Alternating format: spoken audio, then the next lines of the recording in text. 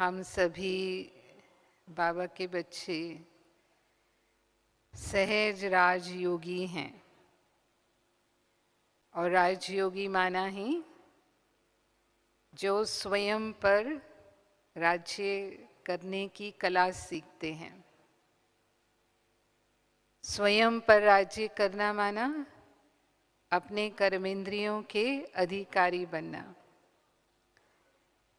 स्थूल और सूक्ष्म दो प्रकार की कर्मेंद्रियां हैं हमारी, तो दोनों ही कर्मेंद्रियों के राजा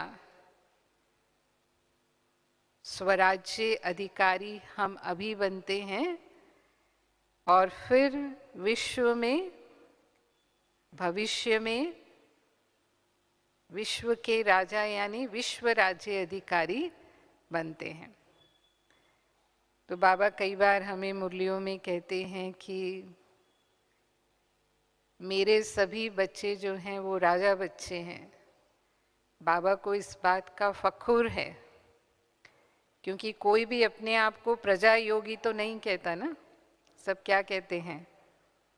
क्या कहते हैं? राजयोगी कहते हैं। फिर बाबा कहते हैं 3 प्रकार का राज्य है। जो वर्तमान संगम युग पर है वो स्वराज्य है और वो सर्वश्रेष्ठ है। और सतयुग त्रेता में वो है विश्व का राज्य, वो उसके बाद दूसरा नंबर है। और तीसरा नंबर बाबा कहता है द्वापर कलयुग के स्टेट का राज्य होता है, क्योंकि द्वापर कलयुग में फिर विश्व का राज्य नहीं रहता, फिर तो बहुत बट जाता है ना। तो बटने के बाद जो छोटे छोटे स्टेट बन जाते हैं फिर उसके राजा बनते हैं। तो जो अभी स्वराज्य अधिकारी हैं वो सतयुग त्रेता में विश्व राज्य अधिकारी बनेंगे। और अगर अभी स्वराज्य में कमी है तो सतयुग त्रेता पार करके फिर कहाँ जाकर के बनेंगे? द्वापर कलयुग में स्टेट के राजा बन जाएंगे। तो ये हमें अपने आप को देखना है कि हम क्या बनना चाहते हैं, क्योंकि कहने में तो हम क्या कहते हैं? हम क्या बनेंगे? श्री लक्ष्मी श्री नारायण। कोई राम सीता में भी हाथ नहीं उठाते। हाँ, अभी कहेंगे तो कोई हाथ उठाएगा राम सीता बनने में? तो उस अनुसार हमारा कर्मेंद्रियों पर राज्य है या हमारा स्वराज्य उतना विधि विधान से चलता है, वो हमें चेकिंग करने की जरूरत है। तो राजयोग से ही हमारी सब कर्मेंद्रियां शीतल और शांत होती हैं। नहीं तो मनुष्य कहीं ना कहीं कर्मेंद्रियों के वश होते हैं। आजकल के जो मनुष्य हैं, ज्ञानी मनुष्य हैं, वो तो कर्मेंद्रियों के अधीन हैं, विकारों के अधीन हैं, और जो भी सुख है वो इंद्रिय सुख है और इसीलिए वो अल्पकाल के सुख हैं।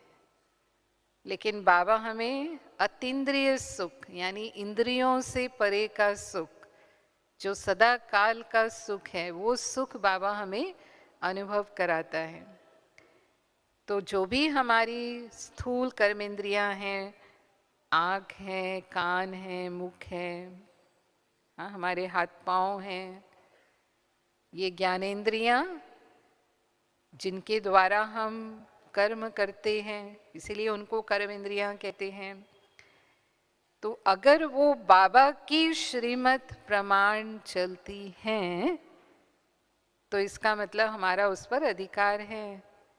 लेकिन अगर वो मनमत, मेरा मन क्या कहता है, पुराने संस्कारों के कारण या फिर परमत से ना दूसरों के प्रभाव में आकर के अगर मेरी कर्मेंद्रियां कर्म करती हैं तो फिर हम कहेंगे कि हम अभी अधिकारी नहीं बने। तो जैसे आँखों के लिए बाबा की श्रीमत है, आँखों से हमें क्या देखना है? क्या देखना है? आँखों से क्या दिखाई दे? देह दिखाई दे या आत्मा दिखाई दे?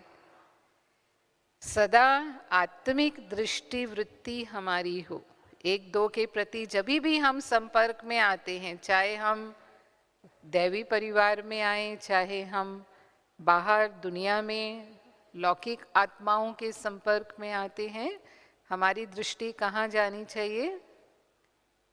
हमारी दृष्टि कहाँ जानी चाहिए? सदा ही मस्तक पर हमारी नजर हो। किसी की देह को बाबा कहता है देखना ही नहीं है। तो ये आत्मिक दृष्टि शुद्ध दृष्टि वृत्ति है। और जब हम आत्मिक रूप से देखते हैं, आत्मा भाई भाई के रूप में देखते हैं, तो ये प्यूरिटी के वाइब्रेशंस उन आत्माओं को भी हमसे फील होते हैं। और इसको बाबा कहता है सिविल आई। लेकिन अगर हमारा अभ्यास पक्का नहीं है तो फिर हमारी देह पर भी नज़र चली जाती है। देह पर नज़र जाना माना, जैसे उस दिन अभी बाबा की कुछ दिन पहले मुरली चली थी, हाँ, कि बाबा ने खुद ही कहा था कि मस्तक पर हमारी नज़र जानी चाहिए। लेकिन कोई शिकायत करते हैं कि जब हम बात करते हैं तो आंखें दिखाई देती हैं, चेहरा दिखाई देता है। तो जब आंखें और चेहरा दिखाई देगा तो क्या होगा?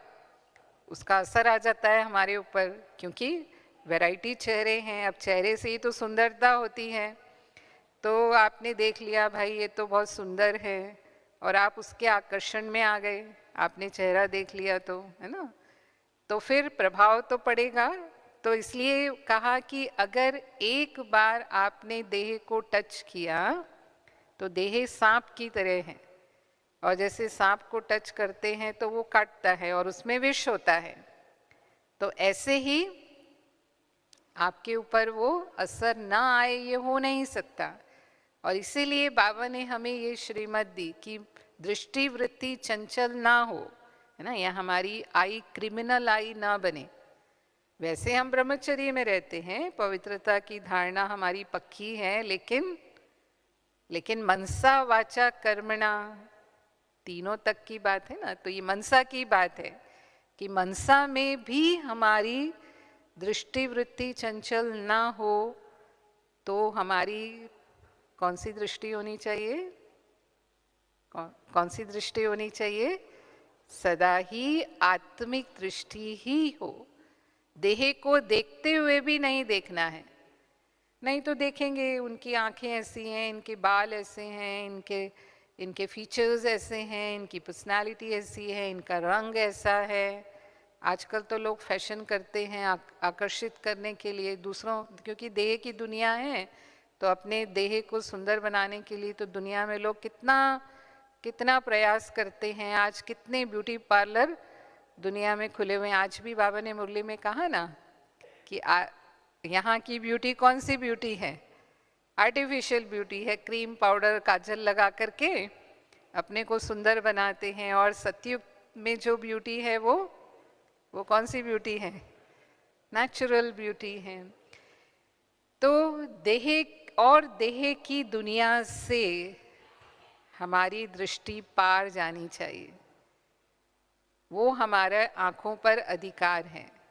वो सही मायनों में जो हम ब्रह्मा मुख वंशावली ब्राह्मण हैं उनकी पवित्रता है। अभी पवित्रता पर हमने पूरा क्लास सुना। और आँखों के द्वारा हमें क्या दिखाई दे? सदा दूसरों के गुण दिखाई दें, गुणग्राही दृष्टि हो हमारी। ये भी बाबा की श्रीमत है। किसी के गुणों पर ही मेरी नज़र जानी चाहिए। आत्माओं में अवगुण भी हैं, क्योंकि तमो प्रधान है तो अवगुण भी हैं, लेकिन अवगुण को भी देखते हुए भी नहीं देखना है। सदा ही उस आत्मा की विशेषताएं ही मुझे दिखाई दें। फिर कई भाई बहनें कहते हैं कि बहन जी आज का तो वातावरण ही ऐसा है ना, पर क्या करें, कई बार प्रभाव पड़ जाता है हमारे ऊपर। ऐसे ऐसे दृश्य हम देखते हैं। आजकल तो सोशल मीडिया का ज़माना है। आप ना चाहो तो भी, हाँ, आप तो समाचार ही देख रहे हो, लेकिन समाचार देखते देखते भी क्या हो रहा है ना, ऐसे ऐसे दृश्य आ जाते हैं, विज्ञापनों में ऐसे दृश्य आ जाते हैं, या जो भी। तो क्या करेंगे फिर?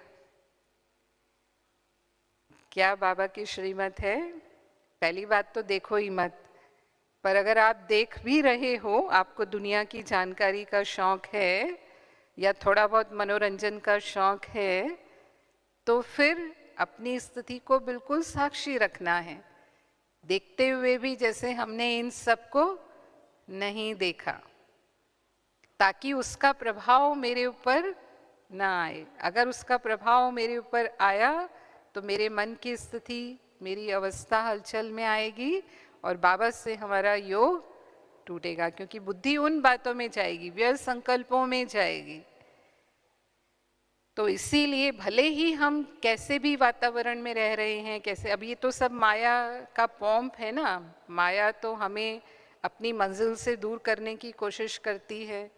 तो ये सब माया के अलग अलग तरीके हैं, तो हमें उसे समझना है। जैसे हम कहते हैं सीता रावण के चंगुल में कैसे फंस गई, क्योंकि प्रलोभन में आ गई ना वो, तभी रावण के चंगुल में गई। अगर वो सोने हिरण के लोभ में नहीं आती तो नहीं फंसती। तो यहाँ भी माया अपने अलग अलग तरीके अपनाकर हमें आकर्षित करती है। अब हमारे घर में ही है, हमारे हाथ में ही है। अब हमारे ऊपर है कि हम उसको बाबा की श्रीमत अनुसार कितना सदुपयोग करते हैं, माना दुरुपयोग नहीं करना है हमें उसका। अगर हम मर्यादा की रेखा का उल्लंघन करेंगे, हमको मर्यादाएं, ईश्वरी मर्यादाएं मिली हुई है ना, तो अगर उस मर्यादा की रेखा का हम उल्लंघन करेंगे तो फिर माया अपनी तरफ ले जाएगी हमको, फिर हम कितनी भी शिकायत करते रहें।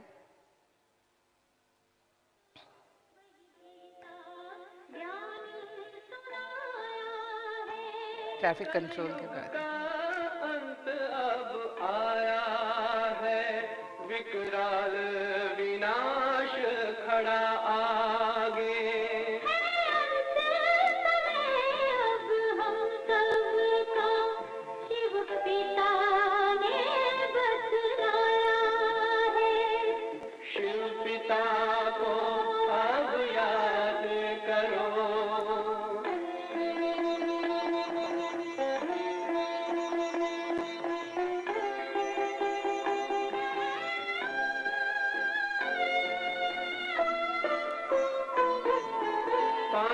शिव शक्ति सेना की रणभेरी अब फिर बजती है।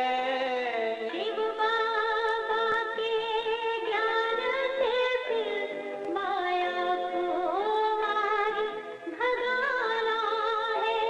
शिव पिता को अब याद करो, सतयुग में तुमको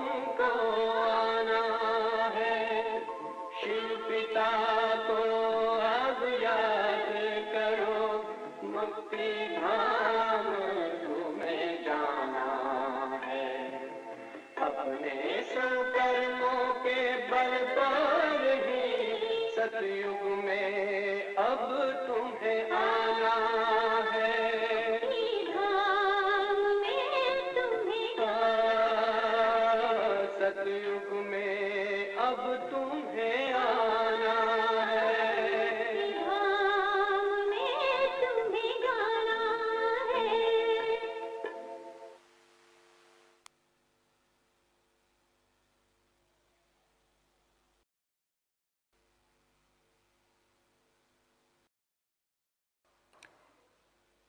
ऐसे ही कानों के लिए बाबा की श्रीमत है कि कानों से हमें ज्ञान रत्नों का ही श्रवण करना है, या जो बातें हमारी आत्मा की उन्नति में सहायक हैं वही हम सुने। हमें पर चिंतन में नहीं जाना है, न करना है, न सुनना है। लेकिन एक दो के समाचार की लेन देन तो हमें बहुत अच्छी लगती है। सामान्यतः क्या होता है, आपस में मिलते हैं तो ज़रूर तेरी मेरी की बातें करेंगे, किसने क्या किया, कौन कहाँ जाता है, वो ऐसा है वैसा है। तो बाबा कहता है ये सब कथाएं हैं, और हम सबको कथाएं सुनने की जैसे आदत पड़ी हुई है, क्योंकि द्वापर कलयुग से हमने बहुत कथाएं सुनी हैं, तो वो उसमें रस आने लगता है। अच्छा फिर क्या हुआ, अच्छा फिर क्या हुआ, नहीं बताएंगे तो और अच्छी तरह से हम उसको निकाल करके पूछेंगे। और जो लोग इस तरह की बातें करते हैं उनके लोग आसपास लोग ज़्यादा भी होते हैं। कोई आपको ज्ञान की बात सुनाएंगे ना, तो ज्ञान की बातें तो अच्छी होती हैं, लेकिन 2 मिनट के बाद ही हम कहेंगे आपकी बातें बहुत अच्छी हैं लेकिन अभी टाइम नहीं है। हाँ, और दूसरी बातें सुनने के लिए न चाहते भी टाइम निकालेंगे, समय देंगे उसको। तो क्या हमें इन बातों को सुनना चाहिए, समय देना चाहिए? तो बाबा हमेशा कहते हैं कि ऐसी बातें अगर जाती हैं मन में तो वो हमारे मन को अशुद्ध बनाती हैं। ये जैसे इस तरह से है कि मानो कोई कचरे के डब्बे में कचरा डालता है, तो जैसे हम भी उस आत्मा के लिए क्या बन गए। आपने एक बार किसी से सुना, उसको पता है कि ये सुन सकता है, दोबारा भी मैं सुनाने जाऊंगी तो ये सुनेंगे मेरी बात, तो वो ज़रूर हमारे पास ही दोबारा आकर के फिर सुनाएंगे। तो हम उसके लिए क्या बन गए। और अगर मेरे वृत्ति पर उसका प्रभाव पड़ा, मेरे में वो अशुद्धि आई, तो अशुद्ध मन में शुद्ध परमात्मा की याद ठहर नहीं सकती। उससे भी मेरा योग टूटेगा, उससे भी मेरी अवस्था खराब होगी। तो हमेशा जब भी ऐसी बातें होती, कई बार हम इसे बहुत साधारण सी बात समझते हैं, पर बाबा कहता है कि जो सुनता है वो फिर सुनाए बिना भी नहीं रह सकता, वो किसी को ज़रूर सुनाएगा। और आप सुनाते हैं किसी को, फिर वो आगे सुनाएगा। और अगर वो बात फैलती है तो हम वातावरण कमज़ोर करने के निमित्त बने। किसी की कमज़ोरी की बातों को फैलाना माना संगठन को कमज़ोर करना। तो ये सूक्ष्म पाप बनता है हमारा, और वो भी आत्मा को उड़ती कला में नहीं जाने देता। हमारे पुरुषार्थ में वो विघन रूप बन सकता है।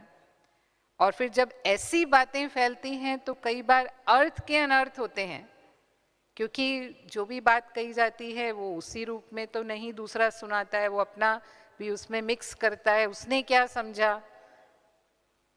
और जब वो अपना भाव लगाता है तो बात बदल जाती है।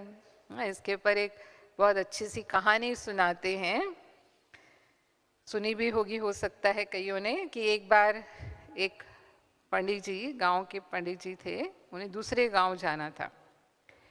तो उन्होंने अपनी पत्नी को कहा कि मेरे को भोजन दे देना, हो सकता है आने में देरी हो जाए। तो उसने भोजन पैक करके दे दिया उनको। अब वो रास्ते में पेड़ के नीचे खाना खाने बैठे। तो जब वो खाना खाने बैठे तो उसी समय पेड़ की डाली पर एक पक्षी बैठा था, उसने बीट कर दिया। तो वो भोजन की थाली में बीट पड़ गई। अब क्योंकि वो तो ब्राह्मण थे, उनके लिए शुद्धि का महत्व था, तो जैसे ही पक्षी की बीट गिरी खाने पर, खाना छोड़ दिया उन्होंने। और फिर उनका मन भी बदल गया कि आज नहीं जाते, फिर कभी चले जाएंगे। तो वो सब समेटा और घर आ गए वापस। तो पत्नी ने पूछा, आप तो गांव गए थे, आप कैसे वापस आ गए? तो बताना नहीं चाहते थे, क्योंकि उनको पता था अगर मैंने इसको बताया तो पूरे गांव को पता चलेगा। तो थोड़ा टालने की कोशिश की, लेकिन वो पीछे ही पड़ गई कि आप इतना जल्दी कैसे वापस आ गए। तो हार के उन्होंने बताया उसको कि ऐसा हुआ, जब मैं खाना खाने बैठा तो खाने पे पक्षी की बीट गिर गई। फिर मेरा मन बदल गया, पर तू ये बात किसी को कहना मत। उन्होंने थोड़ा उसको जोर दे के कहा, किसी को कहना मत। तो उसने कहा, हाँ कि मैं क्यों कहूँगी, बात खत्म हो गई। अब दूसरे दिन वो जब कुएं पर पानी भरने गई और उसकी साथी औरतें जो थी वहाँ पर, अब संस्कार होता है ना, तो वो संस्कार काम करता है, तो वो भूल ही जाता है कि मैं ये क्या कर रहा हूँ। तो वहाँ उसको याद नहीं रहा, और उसने ये बात की पंडित जी के साथ ऐसा ऐसा हुआ, और वो घर वापस आ गए, उसने सुना दी। अब जो सुनने वाले होते हैं ना सारे, वो एक जैसे नहीं होते हैं, कई आधी आधी बात सुनते हैं, पूरी बात नहीं सुनते। तो एक ने क्या सुना कि पंडित जी के खाने में पक्षी की बीट गिर गई की बजाय पक्षी गिर गया। तो भाई पक्षी गिर गया। अब जिसने ये सुना था उसने जाकर 4 लोगों को सुनाया, तो उसमें से एक ने सुना कि पंडित जी के मुंह में पक्षी चला गया। फिर उसने 4 लोगों को सुनाया, तो उसमें से एक ने समझा कि पंडित जी के मुंह से पक्षी निकलते हैं। अब ये तो चमत्कार वाली बात हो गई ना। तो बात पहुंची पंचायत में, गांव में। तो पंचायत ने सोचा, अच्छा हमारे गांव के पंडित जी ऐसा चमत्कार करते हैं, पक्षी निकालते हैं, उनको तो ज़रूर पंचायत में बुला के ये सब देखना चाहिए, कैसे पक्षी निकालते हैं वो। बुलाया उनको, तो वो सोचने लगे पंचायत ने मुझे क्यों बुलाया है, मैंने ऐसा क्या किया जो पंचायत ने मुझे बुलाया है। लेकिन अब बुलाया था तो गए वो, तो वहाँ जाके पता चला कि पक्षी निकाल के दिखाना है। उन्होंने सोचा ये किसने बोला पक्षी निकालने की बात ये कहाँ से आ गई। हाँ, फिर जब बुद्धि चलाई तो पता चला कि ये सब मेरी पत्नी की करामात है। पर अब क्योंकि थे पंचायत में, तो अब उनको बचना था, अपने आप को बचाना था। तो जब कहा गया तो उन्होंने कहा मैं पक्षी निकाल सकता हूँ, लेकिन जो पक्षी निकलते हुए देखेगा वो भी पक्षी बन जाएगा। हाँ, सभी चले गए फिर। तो कहानी का भाव क्या हुआ कि बात क्या थी और क्या से क्या हो गई। इसीलिए कहते हैं कि सुनी सुनाई बातों पर कभी हमें विश्वास नहीं करना चाहिए। तो भगवान ने हमें 2 कान क्यों दिए हैं? एक कान से सुनो और दूसरे कान से बाहर निकाल दो। लेकिन होता नहीं है ऐसा, क्योंकि कान का जो शेप है ना, वो क्वेश्चन मार्क जैसा है। तो जो भी बात कान के अंदर जाती है, दोनों कानों के बीच में दिमाग आ जाता है, तो दिमाग चलना शुरू हो जाता है। अच्छा ये बात है, अच्छा ये हमने तो सोचा ही नहीं था, ये ऐसे भी हैं, अच्छा ये ऐसा करते हैं, अच्छा ऐसा क्यों है। और वो सब अपना चिंतन मनन करके फिर हम मुंह से बाहर निकालते, कान से बाहर नहीं निकालते। कहाँ से बाहर निकालते हैं? तो अगर हम करते हैं अभी तक भी ऐसा, इसका मतलब ना तो हमारा कान पर अधिकार है और ना ही हमारा मुख पर अधिकार है। बाबा की श्रीमत प्रमाण हमारे कानों से ज्ञान रत्न ही अंदर जाने चाहिए और मुख से भी ज्ञान रत्न ही निकलने चाहिए। हमारी वाणी कैसी होनी चाहिए? वाणी कैसी होनी चाहिए? कम बोलो, धीरे बोलो, मीठा बोलो और सोचकर बोलो। ये मुख पर अधिकार है कि अगर हमें आवश्यकता नहीं है तो हमें ज़्यादा नहीं बोलना है, उतना ही बोलना है जितना आवश्यक है। और इसीलिए बाबा कहते हैं अंतर्मुखी सदा सुखी। ज्ञान में आने के बाद जो अंतर्मुखता का रस अनुभव होता है आत्मा को, जो आत्मिक सुख मिलता है, जो अतीन्द्रिय सुख मिलता है, उसका आधार यही है कि हम कितना अपने भीतर जाते हैं, कितना अपने आप से हम बातें करते हैं। दूसरों से बातें करने की बजाय किससे बातें करनी है? अपने आप से बातें करनी है और बाबा से बातें करनी है हमें। और वो कब कर सकेंगे हम? जब हम अंतर्मुखी होंगे। तो उसके लिए जितना एकांत में हम रह सकें, अपने लिए एकांत का समय हमें ज़रूर निकालना है। और जितना हो सके बातों को विस्तार करने की बजाय, बाबा कहता है अगर 2 शब्दों से काम चलता है तो 10 शब्द बोलने की आवश्यकता नहीं है। लेकिन कुछ लोगों को बोलने की इतनी आदत होती है कि वो बोले बिना रह नहीं सकते। और अगर मौन रहने को कह दिया जाए तब तो लगता है कि सजा ही दे दी जैसे। अब कैसे चुप रहेंगे? हाँ, यहाँ आते हैं भट्टी में, मधुबन में भट्टी करने आते हैं या सेवा केंद्रों पर भी आप भट्टी करते हैं, तो क्या इंस्ट्रक्शन मिलती है? क्या मिलती है? क्या रहना है? मौन रहना है कि 3 दिन हमें बिल्कुल मन से और मुख से दोनों से मौन रहना है। और हो सके तो मोबाइल को भी मौन कर दो, है ना। लेकिन कितने रहते हैं? कितने रहते हैं? मैं समझती हूँ मुश्किल से 100 में से 1 रहता होगा, जिसको बहुत लगन होती है कि मैं अनुभव तो करूं कि मौन रहने का सुख क्या होता है। हमारा एक गीत भी है ना, मौन की भाषा जो समझे अंतर का सुख वो पाता है। तो वो सुख लेकर हमने देखा ही नहीं कभी कि वो मौन रहने का सुख क्या होता है। जब मौन रहते हैं तो शुरू में अंदर ही अपने व्यर्थ संकल्पों का शोर शुरू हो जाता है। कई उससे ही घबरा जाते हैं कि अच्छा मुख से तो नहीं बोल रहे, लेकिन ये तो मन ही बहुत शुरू हो गया, हाँ इतना इधर उधर का चिंतन चलना शुरू हो गया, इससे तो अच्छा है अपनी बात करो और हल्के हो जाओ।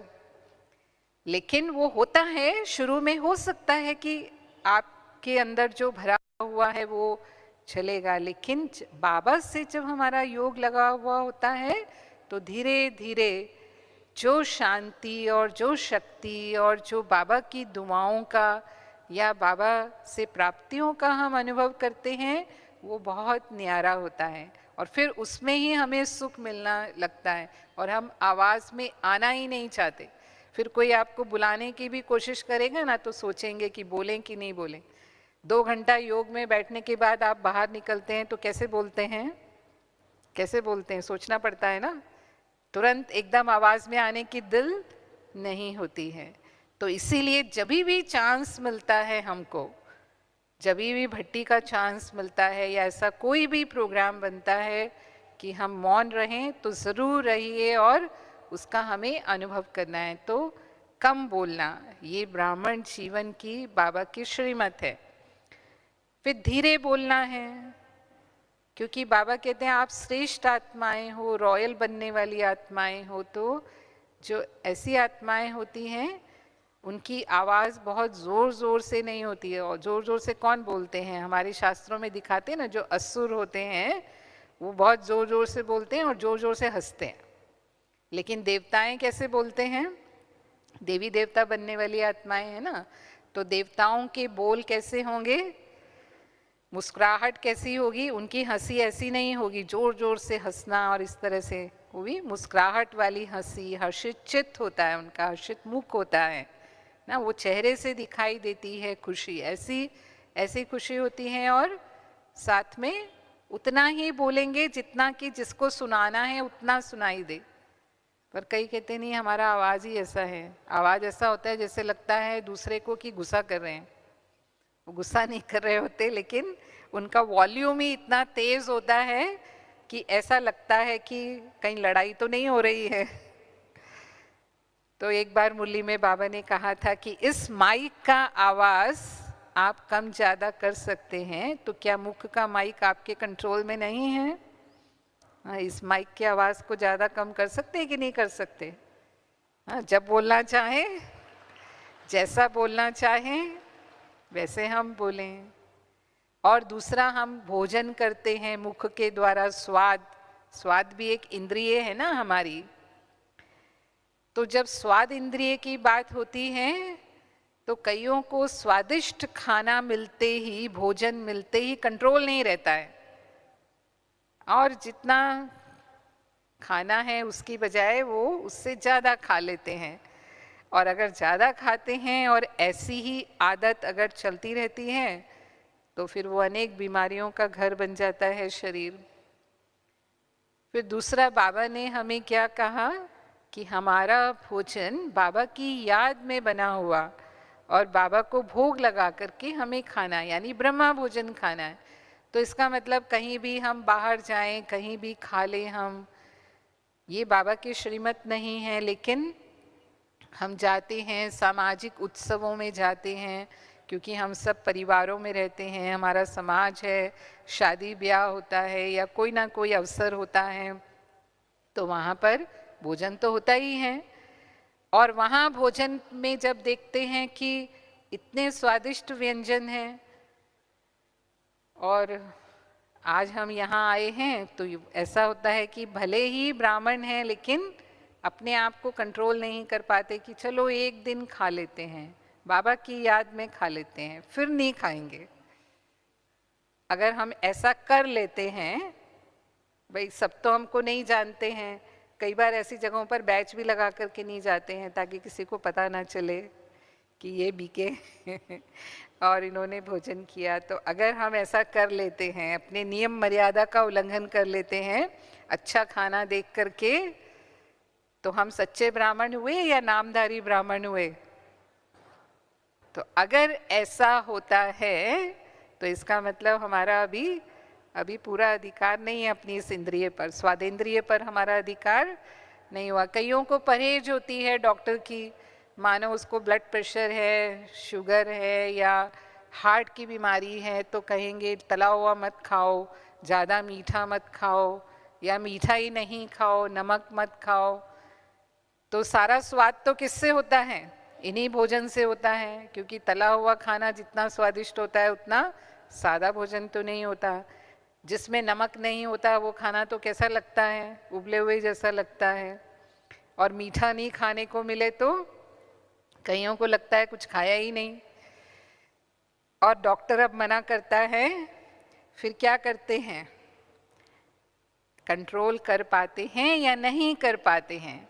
अगर हमें अपनी प्रकृति के अनुसार, शरीर की प्रकृति के अनुसार, बाबा कहता है अपनी शरीर की प्रकृति के भी नॉलेजफुल बनो, तभी हम अपने शरीर को स्वस्थ रख पाएंगे। तो अपनी प्रकृति के अनुसार जैसा भोजन हमें अपने शरीर को देना है उस अनुसार हम अपनी स्वादेंद्रिय को कंट्रोल कर सकें तो हम कहेंगे अधिकारी हैं।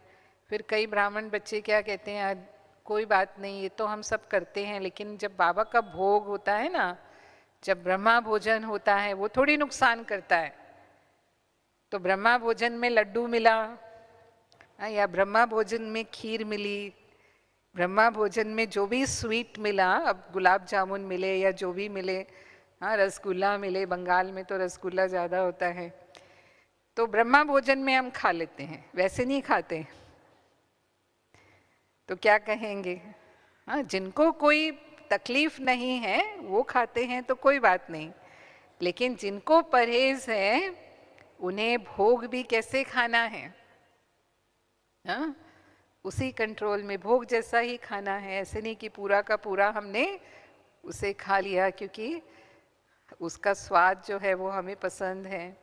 तो जो भी परहेज हमें रखनी है वो हम अपने शरीर की प्रकृति के अनुसार रख पाएं। फिर बाबा हमें कहता है कम बोलो, धीरे बोलो, जैसे मीठा बोलो वाली बात है। तो हम सभी बाबा के बच्चे जब ज्ञानी हो जाते हैं तो हम मधुर व्यवहार ही करते हैं, नम्रता से ही व्यवहार करते हैं, क्योंकि हमें पता है इसी में बाबा की सेवा है। और लोग फील भी करते हैं कि ये तो बहुत मीठा बोलते हैं। कई तो पूछते भी हैं इतना मीठा बोलना आपने कैसे सीखा। लेकिन फिर भी कभी कभी जब हमें परिस्थितियों के कारण गुस्सा आ जाता है किसी बात को लेकर के, कड़वा कब बोलता है व्यक्ति, या दुख देने वाले बोल कब बोलता है? 2-3 कारण होते हैं, गुस्सा आना, ईर्ष्या होना और घृणा होना। ये 3 बातें, ये सब गुस्सा और उसके ही बाल बच्चे हैं। तो आपकी बात किसी ने नहीं मानी या जैसा आप चाहते हैं वैसा नहीं हो रहा, या कोई झूठ बोल रहा है या गलत कर रहा है या आपसे अच्छा व्यवहार नहीं कर रहा, हाँ, या आप उसको पसंद नहीं करते ना। घृणा माना हम किसी को पसंद नहीं करते, या जो भी कहें ईर्ष्या है मतलब उसको देख करके हमें खुशी नहीं होती कि वो जो कर रहे हैं हम नहीं कर रहे। तो फिर हम उनके बारे में ऐसे ऐसे बोलेंगे जो उनको दुख पहुंचाएंगे, उनको तकलीफ देंगे। तो ये बाबा की श्रीमत नहीं है। बाबा ने हमेशा क्या कहा, कोई कैसी भी आत्मा हो, कोई कैसा भी करे। अभी था ना, रविवार की मुरली थी, बाबा ने क्या कहा, महादानी बनो, वरदानी बनो। तो महादानी वरदानी कैसे बनेंगे? कैसे बोलेंगे जो वरदानी आत्माएं होंगी, जो सदा ही सुख देने वाले, सदा ही उमंग उत्साह बढ़ाने वाले, सदा ही हिम्मत देने वाले। अब सब आत्माएं थोड़ी हमारी मन पसंद होंगी, सब आत्माएं थोड़ी जैसा हम चाहेंगे वैसा चलने वाली होंगी, लेकिन फिर भी हमारी स्थिति ऐसी हो, हमारे बोल ऐसे हों जो हम उनको सुख दें, उनको महादान और वरदान दें। तो ये मुख पर अधिकार है। और ऐसे ही हमारी सूक्ष्म कर्म इंद्रियां हैं, हमारे मन, बुद्धि, संस्कार। सबसे ज़्यादा अगर चंचल है तो वो हमारा मन, यानी मन हमको चलाता है या हम मन को चलाते हैं। आत्मा राजा है और मन मंत्री है, ऐसा कहते हैं ना बाबा। मन राजा है ऐसे नहीं कहते, मन मंत्री है, तो राजा का ऑर्डर मंत्री को मानना है, यानी मन हमारे अनुसार चले, ना कि मन आत्मा को चलाए या मन हमको चलाए। तो ये मुझे चेक करना है कि मेरा मन मुझे चलाता है या मैं मन को चलाती हूँ। अब इसका मतलब क्या है, जिस समय जो विचार हम करना चाहें बाबा की श्रीमत अनुसार वैसे ही मेरे संकल्प चलते हैं। जो स्थिति मैं बनाना चाहूँ, एकाग्र करना चाहूँ अपने मन को, क्या मेरी वो स्थिति बन जाती है। माना मैं चाहूँ कि मैं अव्यक्त फरिश्ता स्थिति का अनुभव करूँ, मैं निराकारी बिंदु रूप स्थिति का परम धाम में अनुभव करूं, मैं बाबा की लगन में मगन हो जाऊं, तो मेरा मन वो ऑर्डर मानता है, वही स्थिति में स्थित हो जाता है, या थोड़ा देर हलचल के बाद मानता है लेकिन कुछ मिनट के बाद मानता है। 4 मिनट, 5 मिनट, 10 मिनट के बाद जाकर के मन लगता है। तो बाबा कहता है कि अगर ऐसा भी है तो भी हम धोखा खा लेंगे, क्योंकि जो अंतिम समय का पेपर है, जो अंत समय के लिए बाबा हमें तैयार कर रहा है। बाबा कहता है सबको मालूम है, समय भी मालूम है और क्वेश्चन भी मालूम है कि अंत समय में कैसे पास होंगे। 1 सेकंड का समय होगा और क्वेश्चन होगा। 1 सेकंड में बुद्धि सब जगह से न्यारी होकर के एक बाबा में ही एकाग्र हो जाए। तो अगर 1 सेकंड में मन एकाग्र होने का अभ्यास नहीं है तो हम अंत में भी धोखा खा सकते हैं। इसीलिए बहुत काल का अभ्यास बाबा कहता है।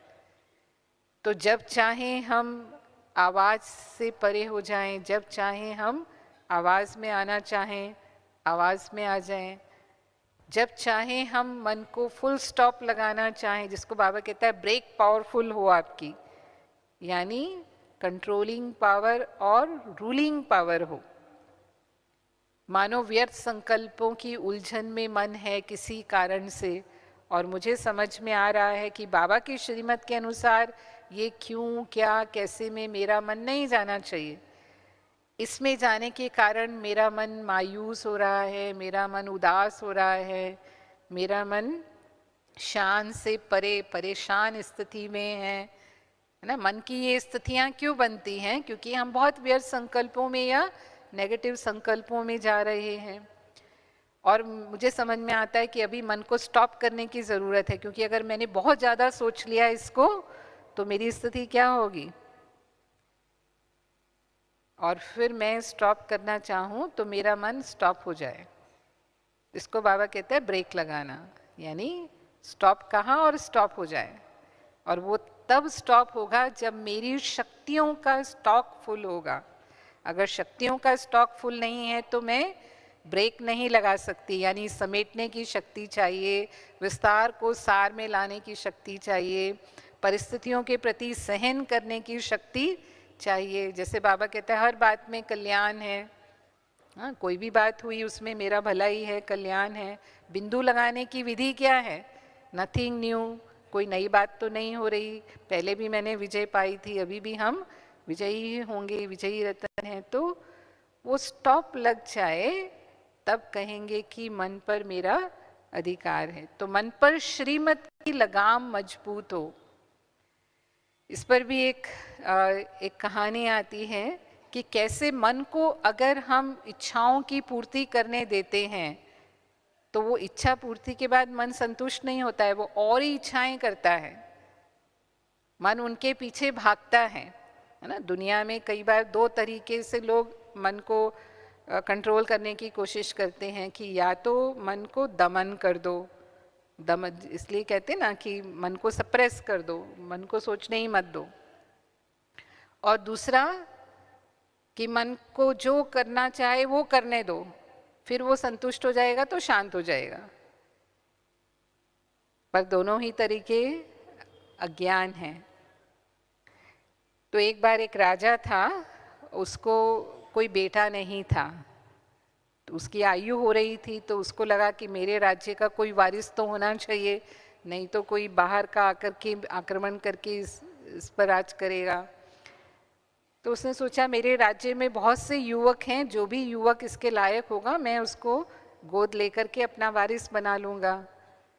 पर उसने सोचा उसके लिए कैसे पता चलेगा कि उनके अंदर वो योग्यता है, तो उसने एक परीक्षा रखी उनके लिए कि सारे घोषणा कर दी राज्य में कि जो युवक हैं वो आए और जो राजा कहेगा उस अनुसार अगर वो कर पाएंगे तो फिर वो राजकुमार होंगे और इस राज्य के वारिस होंगे।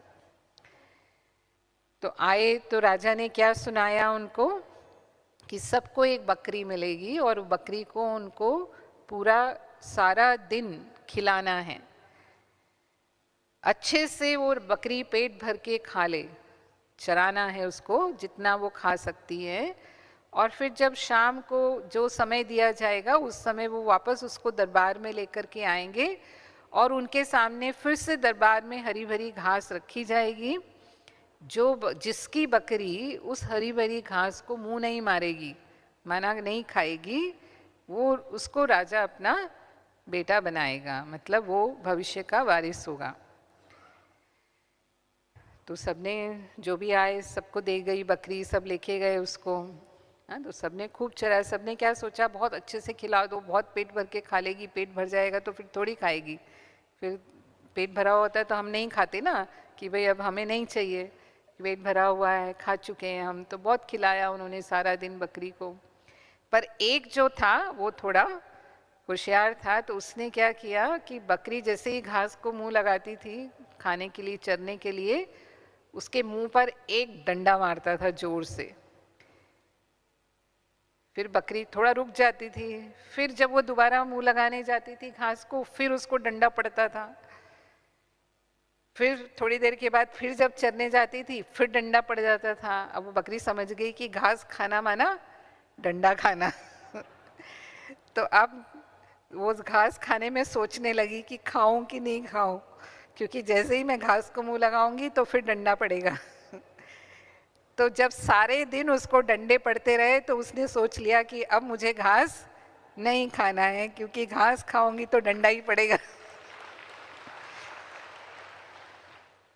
और वो फिर जब सब आ गए दरबार में, शाम को टाइम दिया, तो वहाँ पर सबकी बकरियों के आगे फिर से घास रख दी गई। तो क्या हुआ, घास देख करके कितना भी पेट भरा हुआ था बकरियों का, कोई भी रुकी नहीं, सबने फिर से घास खाना शुरू कर दिया। लेकिन जो डंडा खा रही थी सारा दिन, उसने देखा कि वो डंडा अभी भी सामने ही है, क्योंकि वो सामने ही खड़ा था। तो डंडे को देख करके उसने घास में मुंह नहीं डाला और वो लड़का जीत गया और फिर राजा ने उसको अपना वारिस बनाया। तो कहने का भाव क्या है कि हमारे मन की प्रकृति भी ऐसी ही है, और इसीलिए बाबा कहता है कि इसको भी श्रीमत का डंडा लगाते रहना पड़ता है। अगर आप इसको खुला छोड़ दोगे तो ये तो अपनी इच्छाएं पूरी करने में ही लगा रहेगा। तो ये विधि है मन को कंट्रोल करने की। जैसे ही मन अपने पुराने संस्कारों के अनुसार हमें वशीभूत बनाने की कोशिश करे, तुरंत श्रीमत की स्मृति दिलाना है, उस दृढ़ संकल्प। इसीलिए बाबा प्रतिज्ञा की बात कहता है और हमें दृढ़ संकल्प की बात कहता है कि दृढ़ संकल्प से ही वो परिवर्तन होता है। तो बार बार हमें अपने आप को उस स्मृति में लाना होता है, और ये भी बहुत काल का अभ्यास चाहिए, क्योंकि इसीलिए मन के लिए कहा कि मन की गति इतनी तेज़ है कि मन को ही बेलगाम घोड़ा कहा गया। सारा जो खेल है वो तो मन का ही है। तो सबसे जो हमारा मुख्य कर्मचारी है, आत्मा का जो मुख्य कर्मचारी या मुख्य मंत्री है, वो तो मन ही है ना। तो अगर मन कंट्रोल में आ गया तो बाकी कर्मेंद्रियां तो अपने आप ही सहज कंट्रोल में आ जाती हैं। और बुद्धि के लिए भी, बुद्धि हमारी निर्णय शक्ति है, तो परिस्थिति अनुसार जो यथार्थ निर्णय जिस समय चाहिए वो हम कर लें और सफल हो जाएं, तो कहेंगे बुद्धि पर हमारा अधिकार है।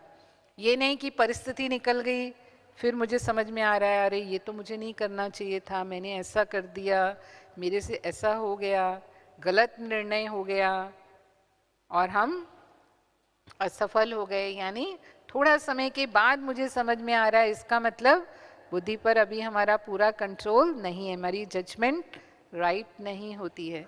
उसके लिए भी बाबा कहता है कि जितना हमारा बाबा से क्लियर कनेक्शन होगा, जितनी हमारी बुद्धि की लाइन क्लियर होगी, तुरंत बाबा की हमें टचिंग होगी और हम सही निर्णय सही समय पर करेंगे।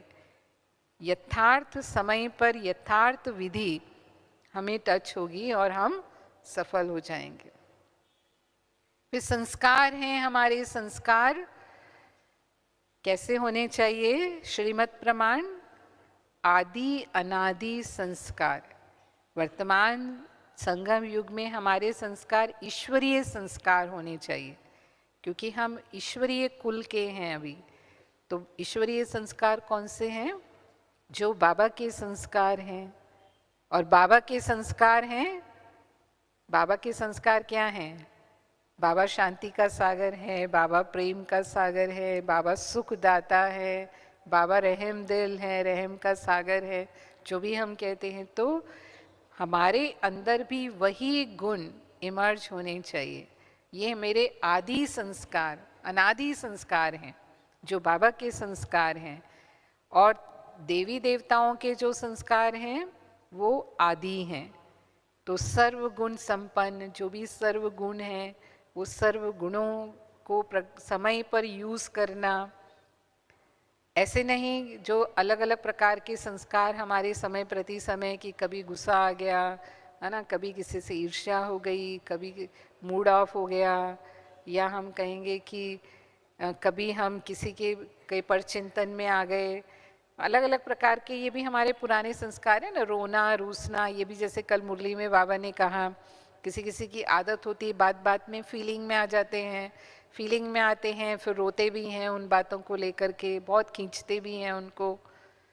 तो ये सब संस्कार अगर अभी तक भी देह अभिमान वाले हमारे प्रकट होते हैं, तो इसका मतलब संस्कारों पर हमारा कंट्रोल नहीं हुआ। माया के संस्कार अभी भी इमर्ज हो जाते हैं। इसको बाबा कहता है माया रावण के संस्कार, द्वापर युगी संस्कार, वो इमर्ज हो जाते हैं।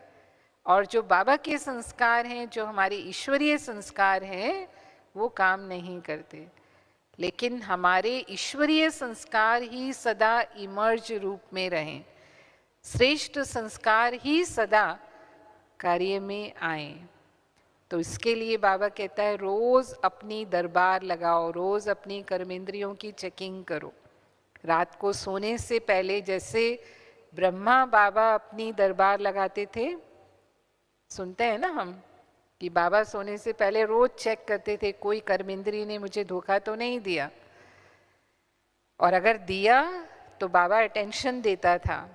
और खासकर मन की बहुत विशेष चेकिंग करता था बाबा कि मन मंत्री कहाँ तक मेरे आगे जी हुजूर करता है ना, मेरे आज्ञा के विरुद्ध तो नहीं जाता है। तो हम भी अगर रोज चेकिंग करेंगे तो कोई भी कर्मेंद्रिय में थोड़ा बहुत कमी होगी भी सही। कई बार ऐसा सोचते भी हैं कि मेरी और सब कर्मेंद्रियां तो ऑर्डर में है, लेकिन ये जो एक है ना, बस यही थोड़ा कमज़ोर पड़ जाती है ना, और तो सब ठीक है, बस मुख से ही कभी कभी कुछ निकल जाता है। हाँ, या बाकी सब ठीक है, आंखें कभी कभी धोखा दे देती हैं। बाबा कहता है ना कि आंखें हैं भले छोटी, लेकिन सबसे ज़्यादा धोखा कौन देता है? कोई भी चीज़ की तरफ, व्यक्ति की तरफ आकर्षित कौन करती है? देखेंगे तब तो आकर्षित होंगे ना, देखेंगे ही नहीं तो। इसीलिए भक्ति में बताते हैं कि जो सूरदास जी थे उन्होंने क्या किया।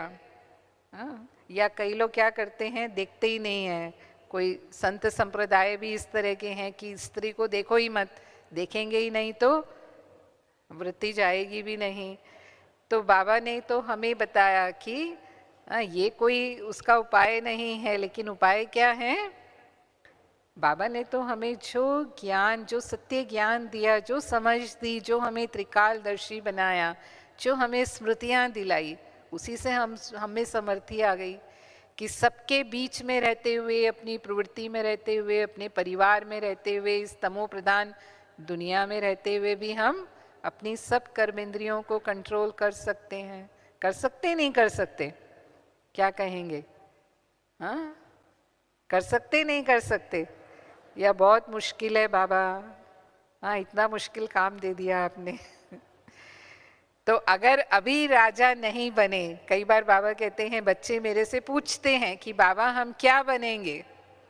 हाँ, भविष्य में सतयुग में हम क्या बनेंगे? राजा बनेंगे, प्रजा बनेंगे, साहूकार बनेंगे, या दास दासी भी तो बोलता है ना बाबा, क्या बनेंगे? तो बाबा कहता है ये दर्पण है आपके सामने, आप चेक कर लो, अपनी कर्मेंद्रियों की दरबार लगा के चेक कर लो। अगर सभी कर्मेंद्रियां हमारे कंट्रोल में चलती हैं तो हम राज्य अधिकारी बनने वाले हैं।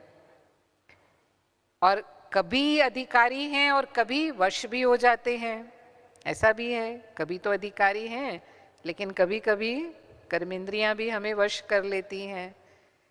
तो फिर आधा समय के बाद राज्य अधिकारी बनेंगे, पूरा समय राज्य अधिकारी नहीं बनेंगे।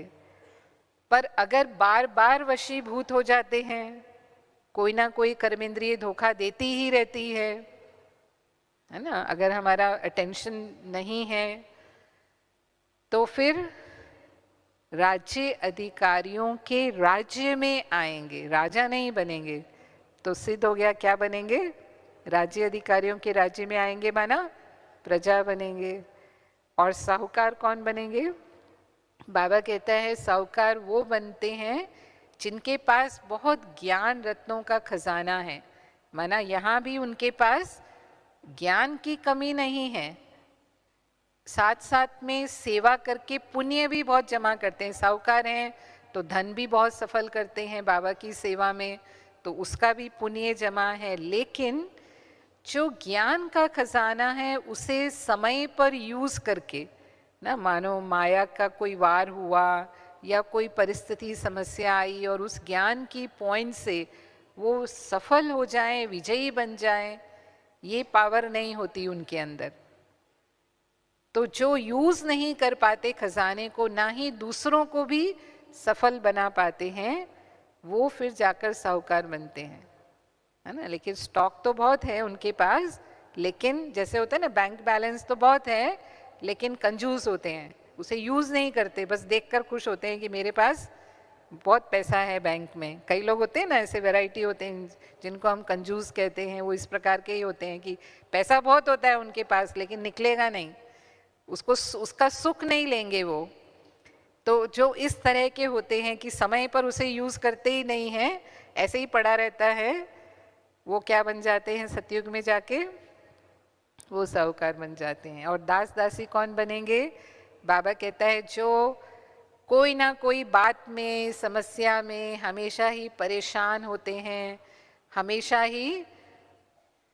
ही उदास रहते हैं, उदास हो जाते हैं, परेशान हो जाते हैं, ऐसी आत्माएं सतयुग में जाकर के फिर दास दासी बनेंगी। तो इस दर्पण से हम अपने आप को खुद ही चेक कर सकते हैं कि हम भविष्य में क्या बनने वाले हैं। पर हम इम्प्रूव भी कर सकते हैं। मानो हमें लगता है कि नहीं, अभी हमारी वो स्थिति नहीं है, लेकिन मुझे तो राजा बनना है, स्वराज्य अधिकारी अभी बनना है और फिर भविष्य में भी राजा बनना है। तो बाबा हमेशा कहते हैं कि last so fast, fast to first आने की मार्जिन हमेशा है।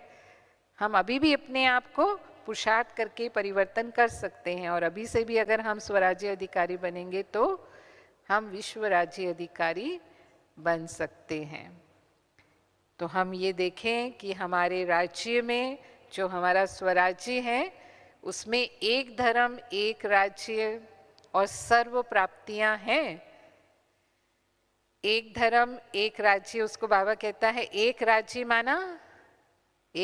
माना उसमें माया का राज्य ना हो, उसमें स्वराज्य ही हो। और एक धर्म माना सिर्फ पवित्रता का धर्म।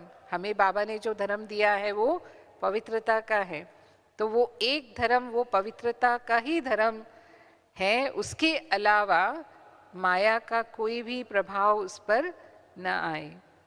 और सब प्राप्ति यानी ज्ञान, गुण, शक्तियाँ, इनसे हम संपन्न हैं, संपत्तिवान है। ये हमारी संपत्ति है। तो राज्य में संपन्नता है, माना अगर ये सब में हम संपन्न हैं तो संपत्तिवान हैं। फिर स्वराज्य की विशेषता क्या है? जो स्वराज्य अधिकारी होंगे वो कभी भी दूसरों को ऑर्डर करने वाले नहीं होंगे। बाबा हमेशा कहता है अभी राजा नहीं बनना है, राजा तो भविष्य में बनेंगे। यहाँ पर दूसरों पर अभी से ही ऑर्डर करना, राजा बनना मतलब क्या समझते हैं? तो यहाँ पर अधिकारी बनकर के दूसरों को ऑर्डर में नहीं चलाना है। यहाँ तो हम सेवाधारी हैं, संगम युग पर हम सेवाधारी हैं। पर अगर मेरी कर्मेंद्रियां मेरे ऑर्डर में हैं, मेरे अधिकार में हैं, तो स्वतः ही जो मेरी साथी आत्माएं हैं, चाहे वो लौकिक हैं चाहे वो अलौकिक हैं, वो अपने स्नेह से अपना सहयोग आपे ही हमें ऑफर करेंगे, आपे ही वो हमें हाजी करेंगे। हमें कहने की भी ज़रूरत नहीं पड़ेगी अगर हम अधिकारी हैं तो। और अगर नहीं है तो फिर हो सकता है कि किसी का विरोध हमारे सामने हो। तो इसीलिए इस समय, वर्तमान समय, तो हमें अपने कर्मेंद्रियों के अधिकारी बनना है और बाकी सबके लिए हम स्नेही, सहयोगी और सेवाधारी हैं। तो ये है कि हम अपने आप को कर्मेंद्रिय जीत बनाएंगे तो ही हम सहज फिर प्रकृति जीत भी हम बनते हैं। प्रकृति के प्रति भी बाबा हमें कहता है कि उसे हमें सतो प्रधान बनाना है, प्रकृति को भी हमें पावन बनाना है। तो जितना हमारी कर्मेंद्रियां पावन होती हैं उतना ही जो वाइब्रेशंस हम पवित्रता के फैलाते हैं, क्योंकि प्रकृति को हम थोड़ी ज्ञान सुनाते हैं, तो जो हम वाइब्रेशन फैलाते हैं उसी से ही प्रकृति सतो प्रधान और पावन होती है। और उसके साथ साथ हमें शरीर भी फिर सतयुग में पावन मिलता है। अभी शरीर पावन नहीं है, शरीर तो तमो प्रधान तत्वों का बना हुआ है, लेकिन जब हम प्रकृति जीत बन जाते हैं तो सतयुग में फिर हमें ये शरीर भी पावन प्रकृति के तत्वों का बना हुआ मिलता है। तो हम सदा ही निरोगी रहते हैं, हमारी आयु लंबी होती है। और वर्तमान में भी प्रकृति के हम जितना सहयोगी बनते हैं उतना ही प्रकृति भी हमें सहयोग देती है। अगर कोई बीमारी, रोग शरीर में आता है तो हम सहज उसको जैसे सूली से कांटा अनुभव करते हुए उस बीमारी से भी अपने आप को मुक्त कर पाते हैं। इसको बाबा कहता है जितना आप योग में रहते हैं उतना आपकी आयु बढ़ती जाती है। और प्रकृति में जो प्राकृतिक आपदाएं आती हैं, कई बार ऐसा भी होता है कि हम ब्राह्मण भी उन्हीं स्थानों पर होते हैं। अभी जैसे टर्की में भूकंप आया, तो ऐसे नहीं है कि टर्की में हमारा सेंटर नहीं है, या जैसे यूक्रेन में युद्ध चल रहा है तो ऐसे नहीं है कि वहाँ पर बाबा के सेंटर नहीं है। लेकिन वो सब होते हुए भी बाबा के बच्चे निर्विघ्न हैं, क्योंकि हमारा प्रकृति पति से योग है। प्रकृति पति बाबा है ना, उससे हमारा योग है और साथ साथ हम प्रकृति के सहयोगी भी हैं। तो हमें ऐसी परिस्थितियों में भी सहयोग मिलता है और हम विजयी बने रहते हैं। तो ये हम जितना पुरुषार्थ करेंगे उतना हम सहज ही कर्मेंद्रिय जीत, प्रकृति जीत बनकर फिर भविष्य में विश्व राज्य अधिकारी बनेंगे। ओम शांति।